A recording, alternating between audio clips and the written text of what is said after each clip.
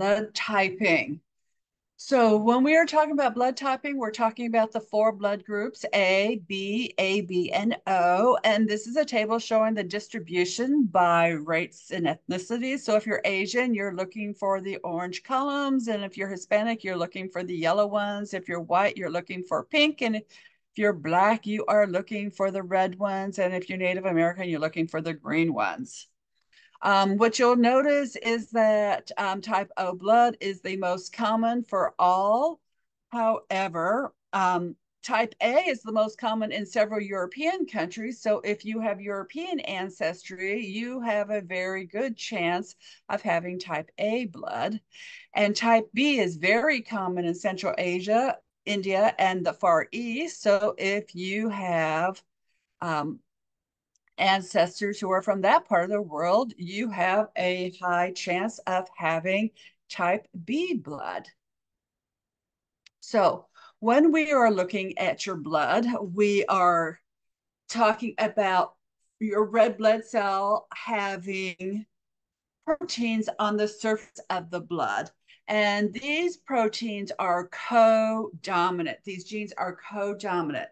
So if you are type A, envision having little A's on the surface. Type B, you have B's on the surface. Type AB means you have both A's and B's. And type O means you have nothing. It actually wasn't an O at the beginning. It was a zero, meaning nothing. So type O means you don't have A's and you don't have B's. Now, you need to realize that you are getting these genes from your parents, just like all the genes you get from your parents. So you're getting one set of genes from mom and the other set of genes from dad.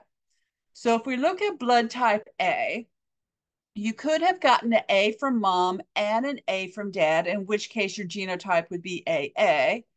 Or you could have gotten an A from one parent and nothing from the other parent. So you would have been genotype A0. Blood type B is just like blood type A, where each parent could have given you a B, or one parent could have given you a B and the other parent could have given you nothing, and you would be BO. Now, the only way you can be type AB is if one parent gives you the A gene and the other parent gives you the B gene. And type O. Type O, your parents gave you nothing. No A's, no B's. Okay, so you're OO. So this information helps us understand how we do the blood typing to figure out what type of blood we can give to other people. So these surface proteins, the A's and the B's, these are called antigens. So let's make a table. I've given you the table. And the first column, you write the four blood types. The next column are the four antigens. So write in what type of antigen does type A have? What type of antigen does type B have? What type of antigen does type AB have? And what type of antigen does type O have? Okay, so I hope you wrote that type AB has A and B. You didn't write AB because there is no antigen called AB. Do you notice these are separate A's and separate B's because you got an A from one parent and a B from the other parent. And type O, I hope you did not write O's. You wrote no antigens. All right. So now we're going to be looking at antibodies. So antibodies are what you make against something that is foreign, okay? You don't want to make antibodies against something that you have because you would destroy it. So for instance, if you were type A, you would not make an antibody against A's because you'd be destroying your own blood. You would make antibodies against type B. And that would be called an anti-B antibody. It would not be called a B antibody. It would be called an anti-B antibody. So go ahead and fill out the rest of this table. Stop it and then rejoin. Okay, is that what you got? All right. So knowing these antibodies, that's going to determine what type of blood that you get. So let's see how that works. If you are type A blood, that means you have A's on the surface and you're making anti-B's. So can you receive type A blood if you have A blood? Well, of course you can. But can you receive type B blood? Well, no, because you're making anti-B's. But can you get type A B blood? At first you go, well, yeah, because I have A's. But then I go, but no, because you're making anti-B's and AB blood has B's. All right. So now the last question, can you get type O? Well, there's nothing on O. So is anti-B going to attack anything on type O blood? No. So yes, you can. So it should go yes, no, no, yes. So stop, then definitely stop and fill out the rest of the table. Okay. Stop again and check this table against your table and correct your mistakes and stop and look and figure out why you went wrong. All right. So did you notice that under type O, everybody can receive type O blood because type O blood doesn't have any surface antigens? That makes type O blood the universal donor. Now, did you realize that type AB blood can receive everybody's blood?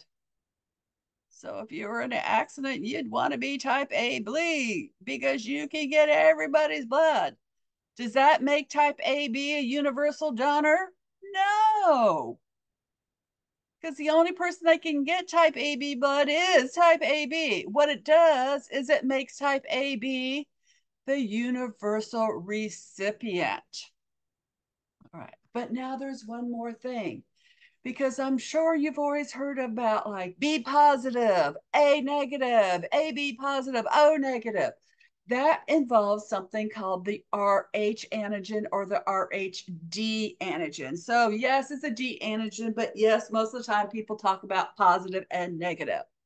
So if you're Rh positive, that means you have two copies of the dominant gene. So an Rh antigen, this is not codominance. This is a gene that the capital D is dominant and the lowercase d is recessive.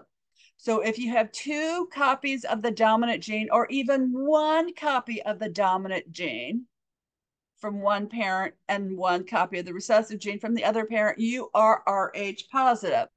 And the other way you could write that would be plus plus or plus minus, with the dominant gene being a plus sign. So that means the only way you could be Rh negative would be if you had two copies of the recessive gene, also written as minus minus. Okay. So being Rh negative is going to be a much smaller minority than being Rh positive. So if we look at the distribution by race and ethnicity, what you will notice is that greater than 80% of the population is going to be Rh positive. And here it's interesting in that the lowest percentage is in the white population. And that is because in France and Spain, only 65% of the Basque population, which is in the very southern part of France and the very northern part of Spain, that's where we have the highest population of the Rh negative people. But you know, as soon as a Rh negative person has a baby with somebody who is Rh positive GD, Rh positive plus plus, they're going to have a Rh positive child. So notice our Aborigines and our Native Americans were 99% Rh positive. Sub-Saharan African, 97%. Rh positive. Asians, 95%. And overall Europeans, about 85%. So where does this being Rh positive, Rh negative come into play? Well, after you figured out the ABO, if the person is Rh negative, you have to make sure they receive Rh negative blood. If they're Rh positive, they can receive Rh positive or Rh negative blood because it's only the Rh negative person that's going to be making the antibodies against the big D. So one place it makes a big problem is when you have an Rh negative mom and an Rh positive dad having a baby. I apologize. These H's here should be lowercase h's. Okay. So in this case, we have an Rh negative mom who has ended up with an Rh positive baby. And the antigens, the Rh antigens, are quite small and they can leak across the placenta to mom's blood. If they don't leak across, small amounts will leak across when you are pregnant, and large amounts will leak across during childbirth because childbirth is bloody and blood vessels rip. And that's the only time the baby's and mom's blood will commingle. Okay. But meanwhile, small amounts of the baby's Rh positive antigens have leaked across the placenta to mom's Rh negative blood. And mom's Rh negative blood has gone, what's this Rh positive stuff? And so mom's blood is making anti-Rh antibodies. And that's what these tiny little white marshmallows are. These are antibodies against Rh positive.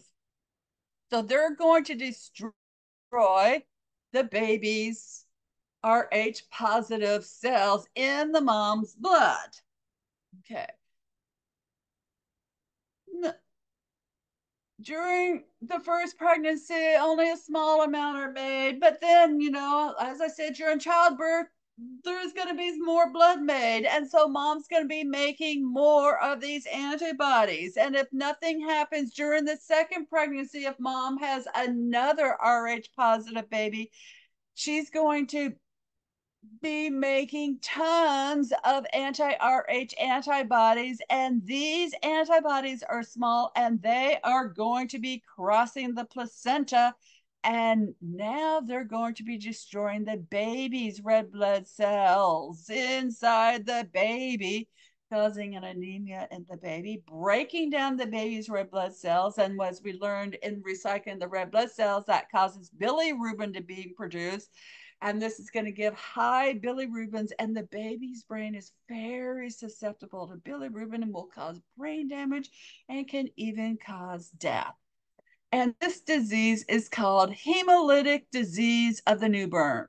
Lysis means to break up. So basically, hemolysis is the breaking down of blood cells. It happens and the newborn.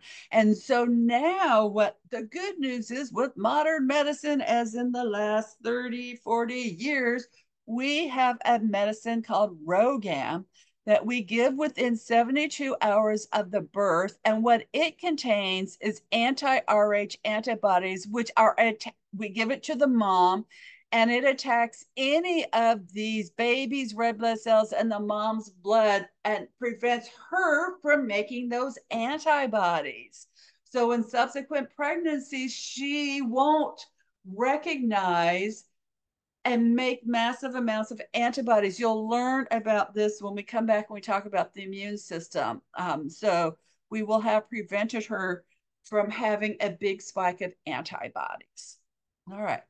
So the last thing I want to talk about is blood transfusions. So red cells from your transfusions are used to help people survive surgeries, childbirth, and allow cancer patients to have treatments, realizing that most of the time, about 3/4 of the time, and when you donate a unit of blood, a pint of blood, it gets broken down and plasma is separated from the packed red blood cells and separated from the platelets and various clotting factors. All blood is tested for HIV, hepatitis, several types, syphilis, COVID, many other viruses and disease markers. You're not going to be infected while giving blood. Too much of your blood will not be taken because it stops draining blood once it gets full. They won't take it. There's an upper age limit. There's a lower age limit. There's a lower age weight. If your blood group is too common, oh, they love you if you have type O blood. There's no common blood groups we need more of. Okay. There's very few medications that will mean that you cannot donate. And most of the time, it means you can't donate for a couple of weeks and then you can donate. And most people do not donate blood. Okay. Out of, if we look at all the Americans, 60% are eligible donors, but only 5% are going to donate. So please donate blood. All right. Thank you. And come on back and see what we're talking about next. See you soon.